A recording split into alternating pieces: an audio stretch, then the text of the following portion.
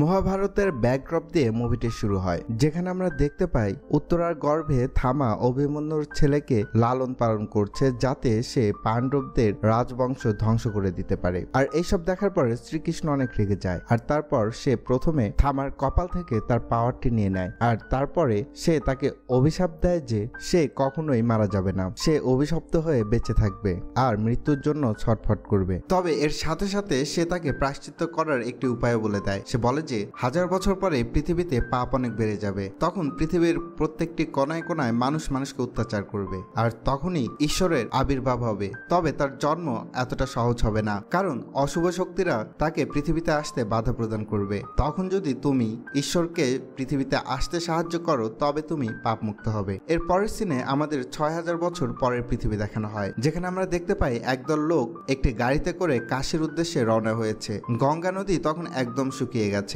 আর পানি এখন দুষ্প্রাপ্য বস্তু, তাই পানির এখন ভীষণ দাম। এর পরের দৃশ্যে আমরা কাশীতে এক অন্য রাজ্য দেখতে পাই, যেখানে একটি কমপ্লেক্স রয়েছে, আর কমপ্লেক্সের ভিতরে সুপ্রিম ইয়াস্কিনের একটি বিশাল বড় সেনাবাহিনী রয়েছে, আর যে কারণে কেউ এই কমপ্লেক্স হামলা করার দুঃসাহস করে না। আর কমপ্লেক্সের ভিতরে ঢোকার জন্য 1 মিলিয়ন ইউনিটের প্রয়োজন, আর তাই কমপ্লেক্সের বাইরে এমন অনেক লোক রয়েছে যারা 1 মিলিয়ন ইউনিট জোগাড় করার জন্য টাকা কামাচ্ছে, কেননা কমপ্লেক্সের ভিতরে এক অন্য দুনিয়া রয়েছে, যেখানে খাবার পানি সহ জীবনের সকল চাহিদা মেটানোর বস্তু রয়েছে, আর যে কারণে এখানকার লোকজনেরা অনেক সময় খারাপ কাজ করে টাকা জোগাড় করে, আর সেই টাকাগুলো ইউনিটে কনভার্ট করে ফেলে। এরপরে আমরা স্বয়ং সুপ্রিম ইয়াস্কিনকে দেখতে পাই, যে নিজেকে সর্বশক্তিমান বানানোর জন্য আলাদাভাবে একটি এক্সপেরিমেন্ট করছিল, আর এই জন্য সে অনেক মেয়ের গর্ভের সিরাম নিজের মধ্যে ইনজেক্ট করে, আর মেয়েদেরকে কমপ্লেক্সে জোর করে আটকে রাখে এবং তাদের জীবন নষ্ট করে ফেলে। কিন্তু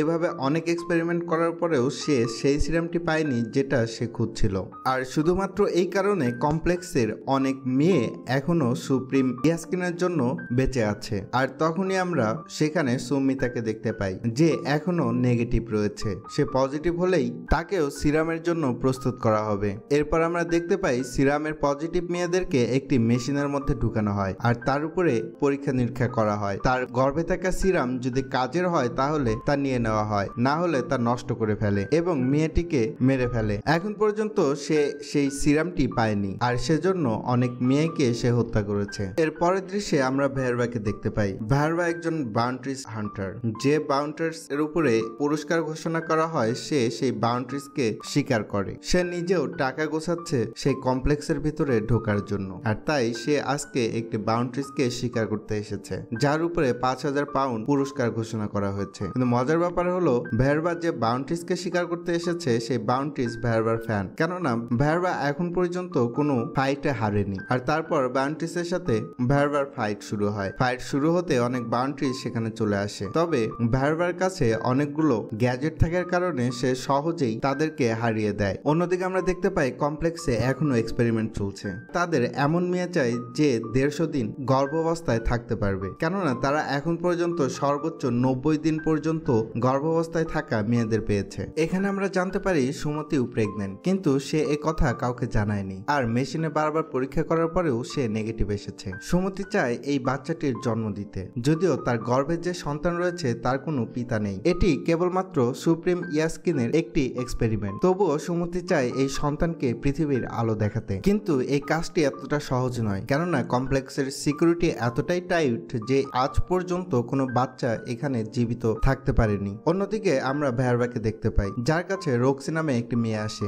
রক্সি ভেরবাকে পছন্দ করে, আর সে এখন ভেরবার কাছে টাকা চাইতে এসেছে। ভেরবা রক্সির থেকে কিছু টাকা ধার নিয়েছিল, আর প্রতিবারের মতো এবারও সে রক্সিকে টাকা দেয় না। তখন রক্সি তাকে জানায় যে তার কমপ্লেক্সে চাকরি হয়েছে। তখন ভেরবা রক্সিকে বলে যে সেও কমপ্লেক্সে যেতে চায়, কেননা ছোটবেলা থেকেই তার একটি মাত্রই স্বপ্ন, আর তা হলো সে কমপ্লেক্সের ভিতরে যাবে। এই কথা শুনে রক্সি ভেরবাকেও সাথে করে কমপ্লেক্সে নিয়ে আসে। তবে ভেরবাকে এখানে 1 ঘন্টা চাকরি দেওয়া হয়, কিন্তু ভেরবা এখানে কোনো কাজই করে না, বরং সে একটি ঘোড়া নিয়ে পুরো কমপ্লেক্সটি দেখতে থাকে। রক্সি এবং ভেরবা দুজনে একসাথে অনেক এনজয় করে, কিন্তু কিছুক্ষণ পরেই ভেরবা সেই সেনাবাহিনীর হাতে ধরা পড়ে যায়, আর তাকে কমপ্লেক্স থেকে বাইরে বের করে দেয়। কমপ্লেক্সের ওই দুনিয়াটি দেখে ভেরবা নিজে নিজে প্রতিজ্ঞা করে যে তাকে যে কোনো ভাবেই হোক সেই কমপ্লেক্সের ভিতরে যেতেই হবে। অন্য দৃশ্যে আমরা কমপ্লেক্সের ভিতরে সুমতিকে দেখতে পাই, যে তাদের তাদের কাছে ধরা পড়ে গেছে। সুপ্রিম ইয়াস্কিন জেনে গেছে ইয়াস্কিন যেমন সিরাম চাচ্ছিল সুমতির গর্ভে এখন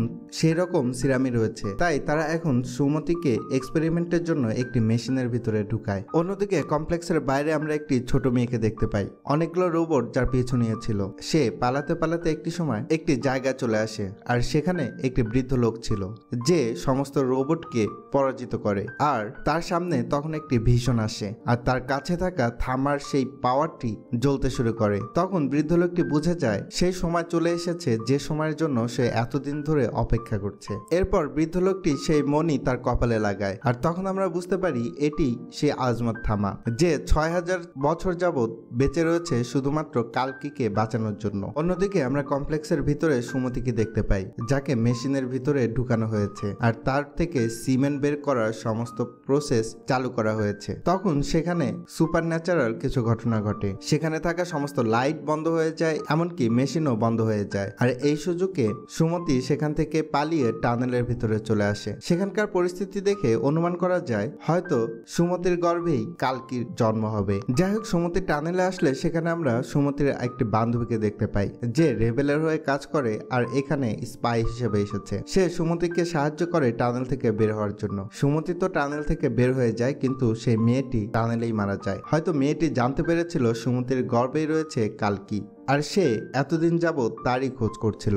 সুমতির পালানোর খবর কমপ্লেক্সের কমান্ডার মানুষ জানতে পারে। খবরটি শুনে মানুষ অনেক অবাক হয়ে যায়, আর সেই সাথে সে সুমতিকে ধরার জন্য 1 মিলিয়ন ইউনিট পুরস্কার ঘোষণা করে। পুরস্কারের কথা শুনে সমস্ত বাউন্টি হান্টাররা অ্যালার্ট হয়ে যায়, আর তারা সুমতিকে খুঁজতে শুরু করে। অন্যদিকে আমরা দেখতে পাই বিরান নামের একজন লোক সুমতিকে নিয়ে সাম্বালার উদ্দেশ্যে রওনা হয়েছে। সাম্বালা এমন একটি জায়গা যার খবর কেউই জানে না, কিন্তু অন্যদিকে আমরা দেখতে পাই সমস্ত বাউন্টিস হান্টাররা সুমতির লোকেশন পেয়ে গেছে, আর তাই তারা সুমতির পিছু নিয়েছে তাকে ধরার জন্য। আর তাদের মধ্যে ভেয়ারত ছিল। অন্যদিকে যে ট্রাকে করে সুমতিকে নিয়ে যাওয়া হচ্ছে সেই ট্রাকে বিরান, কায়রা এবং অজ্জু ছিল।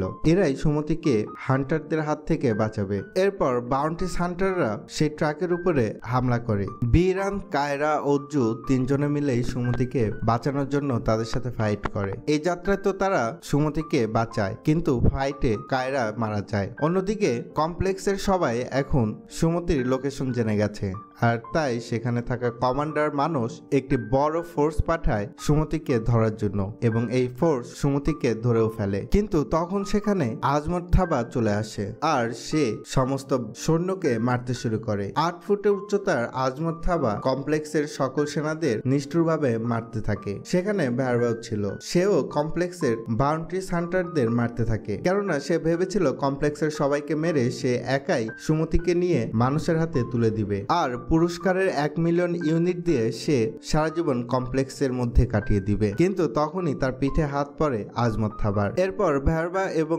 আজমত থাবার মধ্যে ফাইট শুরু হয়। আজমত থাবা ভ্যারবাকে খুব নিষ্ঠুরভাবে মারতে থাকে। আজমত থামা ভ্যারবাকে এত জোরে জোরে মারছিল যে ভ্যারবার কিছুই করার ছিল না, যদিও ভ্যারবার কাছে কিছু গেজেট ছিল যা দিয়ে সে আজমত থামাকে কনফিউজ করতে চেয়েছিল, কিন্তু তা ব্যর্থ হয়, আর যে কারণে এই ফাইটে আজমত থাবাই জেতে। আর এরপর আজমত থামা সুমতিকে নিয়ে সাম্বালার উদ্দেশ্যে রওনা দেয়। সাম্বালা এমন একটি জায়গা যেখানকার প্রত্যেকটি লোকই জানে 6000 বছর পর এখানেই ঈশ্বরের অবতারের জন্ম হবে, যার নাম কালকি। সুমতি এখানে আসলেও এখানে থাকা অনেক লোকেরাই এই কথাটি বিশ্বাস করেনি। আর তখনই সাম্বালাতে বৃষ্টি শুরু হয়। বৃষ্টি হওয়ার কারণে তখন সকলেই কথাটি বিশ্বাস করে নেয়, কেননা সাম্বালাতে লাস্ট কবে বৃষ্টি হয়েছে সে কথা কেউই জানে না। এরপর সাম্বালার সকল লোকেরাই সুমতিকে মায়ের মতো যত্ন নিতে শুরু করে। সুমতি এখনো বুঝতে পারে না তার সাথে কি হচ্ছে। আর অন্যদিকে আজমত থামা সবসময় সুমতির সাথে সাথে থাকে এবং তার যত্ন নেয়। এর পরের দৃশ্যে আমরা সুপ্রিম ইয়াস্কিনের খুব কাছের মানুষ বাণীকে দেখতে পাই, যে কমান্ডার মানুষকে বলে গতকাল রাত্রে এক অদ্ভুত ঘটনা ঘটেছে। একটি ধনুকের উপরে অতি প্রাকৃতিক কিছু ঘটে গেছে, কেননা সেই ধনুককে যেই টাচ করছে সেই মারা যাচ্ছে, সে মানুষ হোক কিংবা মেশিন সব ধ্বংস হয়ে যাচ্ছে। আসলে তারা ধনুকটি কিছুদিন আগেই কমপ্লেক্সের ভিতরে নিয়ে এসেছিল, কিন্তু গতকাল রাত থেকে সেই ধনুককে আর কেউ টাচ করতে পারছে না। তখন সে বলে হয়তো পুরাণের কথাই সত্যি হতে চলেছে, হয়তো এটা শ্রীকৃষ্ণের ধনুক হবে আর ঈশ্বর আবার পুনর্জন্ম নিয়ে এই ধনুক দিয়ে এই কমপ্লেক্সটাকে ধ্বংস করে ফেলবে। তখন কমান্ডার মানুষ বাউন্ডারিস হান্টারদের সাথে সুমতিকে ধরার ব্যাপারে কথা বলে, কেননা তারা যদি সুমতিকে ধরতে পারে তাহলে ঈশ্বরের জন্মানো আটকাতে পারবে এবং আরো 6000 বছর এই কমপ্লেক্সটা টিকে থাকবে। তখন ভ্যারবার সাথে মানুষের দেখা হয় আর ভ্যারবা তখন মানুষকে বলে যে সে বৃদ্ধকে হারানো এত সহজ নয় আর সুমতিকে কেউ যদি ফিরিয়ে আনতে পারে তবে সে হলো ভ্যারবা নিজেই। তখন মানুষ তাকে বলে যে তুমি যদি সেই মেয়েটিকে ধরে আনতে পারো তাহলে কমপ্লেক্সের ভিতরে আমি নিজে হাতে তোমাকে নিয়ে যাব। যা শুনে ভ্যারবা অনেক খুশি হয়, কেননা ভ্যারবার ছোটবেলা থেকেই একটি স্বপ্ন, তা হলো সে কমপ্লেক্সের ভিতরে থাকবে। ভ্যারবা শাম্বালার রাস্তা চেনে না, কিন্তু তার কাছে একটি ছেলে রয়েছে যার বাড়ি শাম্বালাতে, যে শাম্বালার রাস্তা চেনে। তাই ভ্যারবা শাম্বালা যাওয়ার জন্য পূর্ণ প্রস্তুতি নিতে শুরু করে। এর আগে সে আজমত থামার সাথে পেরে ওঠেনি, তাই তার জমানো সকল টাকা দিয়ে সে এখন গেজেট তৈরি করে। এরপর সে অনেকগুলো গেজেট বানিয়ে শাম্বালার উদ্দেশ্যে রওনা হয় আর সেখানে গিয়েই দেখা হয় আজমত থামার সাথে। আজমত থামা পুরোপুরিভাবে প্রস্তুত ছিল, কিন্তু এবার ভ্যারবা পুরো প্রস্তুতি নিয়ে গেছে। ভ্যারবা এবার গরিলা টাইপের একটি গেজেট নিয়ে আজমত থামার উপরে আক্রমণ করে। তাই আজমত থামার কাছে এবারের ফাইটটা একটু কঠিন হয়ে যায়। তারা দুজন প্রচন্ড ফাইট করতে থাকে আর অন্যদিকে কমান্ডার মানুষ শাম্বালার লোকেশন পেয়ে গেছে, তাই সে তার পুরো সৈন্য নিয়ে শাম্বালায় আক্রমণ করার জন্য চলে আসে। কিন্তু শাম্বালা এমন একটি শক্তি দ্বারা আবিষ্ট ছিল যেটা ভেদ করে তাদের ভিতরে ঢোকা এতটা সহজ নয়, আর তাই তারা পূর্ণ শক্তি দিয়ে শাম্বালার সেই শক্তির উপরে আক্রমণ করতে থাকে, কিন্তু তারা কিছুতেই সেই শক্তিকে ভাঙতে পারে না। অতঃপর মানুষ সুপ্রিম ইয়াস্কিনের দেয়া একটি শক্তি শাম্বালার উপরে প্রয়োগ করে আর এতে শাম্বালার সেই শক্তিটি নষ্ট হয়ে যায়। তখন শাম্বালার লিডার মরিয়ম সুমতিকে বাঁচানোর জন্য সাথে করে নিয়ে যায়, আর এদিকে শাম্বালার শক্তি নষ্ট হওয়াতে কমপ্লেক্সের সব সৈন্যরা শাম্বালার ভিতরে চলে আসে আর শাম্বালার লোকদের উপরে আক্রমণ করে। তখন শাম্বালাতে এক যুদ্ধ বেঁধে যায়, সেখানে খুব ফাইট হতে থাকে আর এর মধ্যে আজমত থামার উপরে কমান্ডার মানুষ একটি গেজেট দেয় আর যে কারণে আজমত থামা সেখানে ফ্রিজ হয়ে যায় আর তার হাতে থাকা লাঠি নিচে পড়ে যায়। সেই লাঠি যখন ভ্যারবার হাতে চলে যায় তখন আমরা ভ্যারবার অন্য আরেকটি রূপ দেখি। সে তখন কমপ্লেক্সের সৈন্যদের মারতে শুরু করে। এই লাঠিটি আসলে করণের ছিল আর ভ্যারবার ছিল পুনর্জন্মের করণ, আর যে কারণে লাঠিটি তার হাতে আসা মাত্রই সে তার পূর্বের রূপে চলে যায়। কমান্ডার মানুষের সমস্ত সৈনিকদের মেরে ভ্যারবা অজ্ঞান হয়ে মাটিতে পড়ে যায় আর তার জ্ঞান ফিরলে সে তখন আবার ভ্যারবার রূপেই জেগে ওঠে আর তার কোনো কিছুই মনে থাকে না। এদিকে আজমত থামাও তখনও ফ্রিজ হয়েছিল আর এই সুযোগে ভ্যারবা সুমতিকে তার বিশাল বড় বহরে বসিয়ে কমপ্লেক্সের উদ্দেশ্যে রওনা হয়। আজমত থামা অনেক চেষ্টা করে এই সমস্ত কিছু থামানোর জন্য, কিন্তু সে কিছুই করতে পারে না। অন্যদিকে আমরা দেখতে পাই সুমতির উপরে এক্সপেরিমেন্ট শুরু হয়েছে আর তার থেকে মাত্র 1 ফোঁটা সিরাম বের করতে সক্ষম হয়েছে, আর সেই 1 ফোঁটা সিরাম বনি সুপ্রিম ইয়াস্কিনকে দেয় আর সেই 1 ফোঁটা সে নিজের উপরে ইনজেক্ট করেই অনেক শক্তিশালী হয়ে যায়। তার ভিতরে থাকা সকল রোগ এবং দুর্বলতা দূর হয়ে যায়, এখন সে অনেক শক্তিশালী। তাই সে বলে যে আজমত থামাকে মারার জন্য কাউকে পাঠাতে হবে না, সে নিজেই যাবে আর এখন সে নিজেই সুমতির কাছে গিয়ে সমস্ত সিরাম নিয়ে নিবে আর এর মধ্যে দিয়ে মুভিটি শেষ হয়ে যায়। আর পরের কাহিনী দেখার জন্য অবশ্যই আমাদের অপেক্ষা করতে হবে কালকির সিকুয়াল 2 এর জন্য। তো বন্ধুরা, কেমন লাগলো ভিডিও? যদি ভিডিওটি ভালো লেগে থাকে তাহলে অবশ্যই লাইক এবং কমেন্ট করবেন আর সাবস্ক্রাইব করে পাশেই থাকবেন। ধন্যবাদ।